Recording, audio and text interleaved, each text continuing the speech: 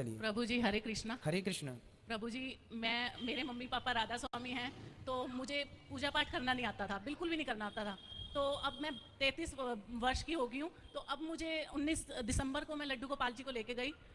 तो प्रभु जी मैं 37वें दिन जब मैं लेके गई लड्डू गोपाल जी को, 37वें दिन मैं स्क्रॉल कर रही थी यूट्यूब को, तो आपका लेक्चर मैंने सुना, मुझे बहुत ही अच्छा लगा। अब हम दोनों हस्बैंड वाइफ सुनते हैं।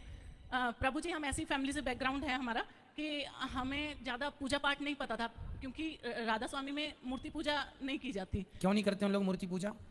पता नहीं प्रभु जी, लेकिन मेरा सवाल ये है कि जैसे मैं करने लगी हूँ, मैं आपका सुनती हूँ, मैं यूट्यूब पे विधियाँ देखती हूँ, फिर पूजा करती हूँ। तो प्रभु जी मैं ये पूछना चाहती हूँ, एक उसमें आपने ये बोला था कि तुलसी के 1000 पत्ते लड्डू गोपाल जी पे उनसे स्नान कराना है, तुलसी के पत्तों से अर्चन। अर्चन, हाँ जी। तो वो 1000 पत्तों का फिर हमें क्या करना है? 1000 पत्ते नहीं, आप तो 11 ही पत्ते तोड़िए। हाँ जी। और सारे पत्तों को श्रीमन नारायण श्रीमन नारायण कहते हुए भगवान को अर्पित करते जाइए। हाँ जी। फिर वो पत्तों को आप लोग सभी प्रसाद पा लीजिए। हाँ जी, हाँ जी। वो प्रसाद है। और प्रभु जी जब 37वां दिन हुआ लड्डू गोपाल जी को मैं अपने घर लेके गई, तो मुझे राधा रमन जी के दर्शन हुए। हालांकि मैं राधा रमन जी को मैंने कभी नहीं देखा था, तो सॉरी। तो जब मैंने इंटरनेट पे देखा, मैंने इनको बोला कि मैं बांके बिहारी जी के दर्शन करके आई थी, लेकिन मुझे सपने में जो दिखे वो बांके बिहारी जी नहीं थे। तो इन्होंने कहा फिर वो कौन थे? तो मैं बहुत विचलित हो गई। तो मैंने गूगल किया, तो उसमें राधा रमन जी की फोटो आई। मेरे को उनका नाम भी नहीं पता था। मैंने कहा ये है जो मुझे सपने में दिखे थे। तो फिर इन्होंने कहा इनका नाम जानो। मैंने कहा ये मेरे पास आया, अब मुझे इनके पास जाना है, और ये जहाँ पे भी है मुझे लेके चलो। वो भगवान का शुक्र है कि वो यहाँ ही थे वृंदावन में, तो मैं उनके पास आई और सेम वैसा ही स्वरूप था जो स्वप्न में देखा। लेकिन वो इतने कोमल थे कि जब मैंने उनके चरणों को स्पर्श किया, तो उन जितना कोमल मेरे खुद के बच्चे भी नहीं है इस संसार में, उन जितना कोमल कोई नहीं है प्रभु जी। अच्छा। तो उन्हें जब मैं वस्त्र पहनाती हूँ, मुझे ऐसे लगता है जो रेडीमेड वस्त्र हैं वो तो उनको चुभते होंगे। तो मैं इतनी विचलित रहती हूँ, पूजा करती हूँ, मुझे लगता है मेरे लड्डू गोपाल जी को ये ड्रेस चुभ रही होगी। तो प्रभु जी मैं अपना सब कुछ 100% देना चाहती हूँ पूजा करने में, लेकिन मुझे ऐसा लगता है ये मेरे लड्डू गोपाल जी को चुभ रहा होगा, या ये दूध जो मैं पिला रही हूँ ये गर्म है, छाले पड़ जाएंगे उनके मुंह में।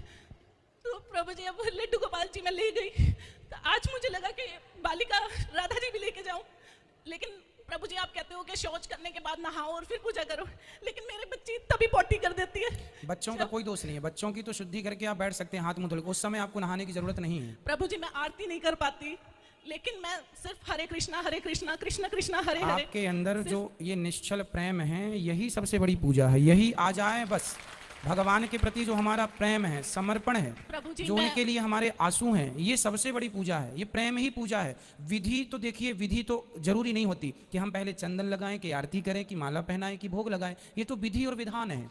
ये विधियां तब डाउन हो जाती हैं जब इनसे ऊपर प्रेम हावी हो जाता है। ये विधियां इसलिए ही तो हैं कि प्रेम हो जाए। ये विधि किस लिए है?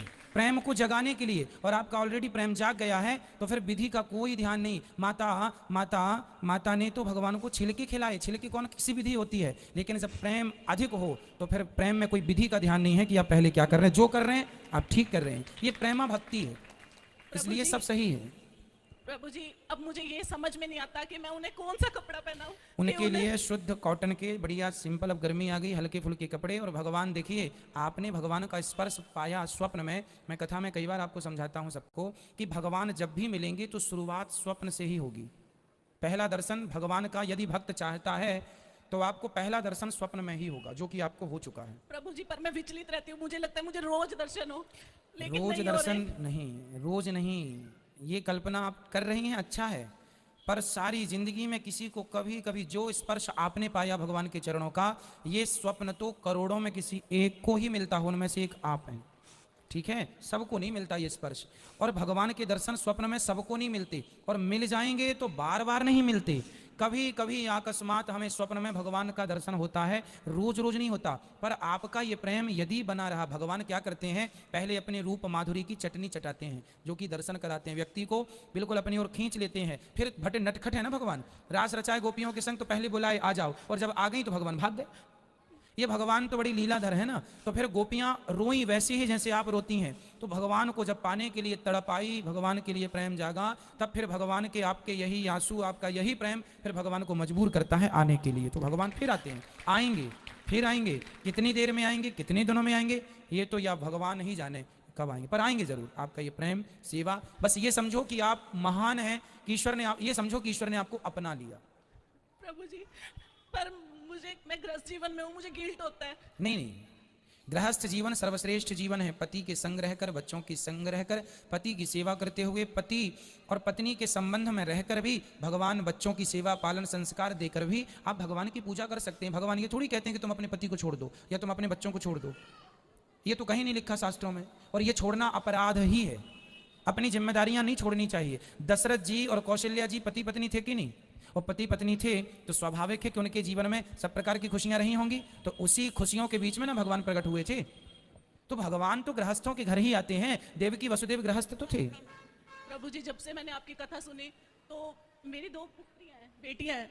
हालांकि मुझे पता था कि ये बेटियां हैं, तीसरे मंथ में मुझे पता लग गया था कि मुझे बेटी होने वाली है, क्योंकि हम स्विट्जरलैंड में थे, वहां पे बता देते हैं, फाइल पे लिख देते हैं कि पुत्री होने वाली है। तो प्रभु जी, मैंने और मेरे पति ने बहुत हिम्मत से, मतलब गर्व से अपनी पुत्रियों को जन्म दिया है और इनकी पालन पोषण करेंगे। पर प्रभु जी, जब मैं कथा में सुनती हूँ हर घर तुलसी हर घर लड्डू गोपाल, तो मुझे लगता है हर घर बाल राधिका क्यों नहीं?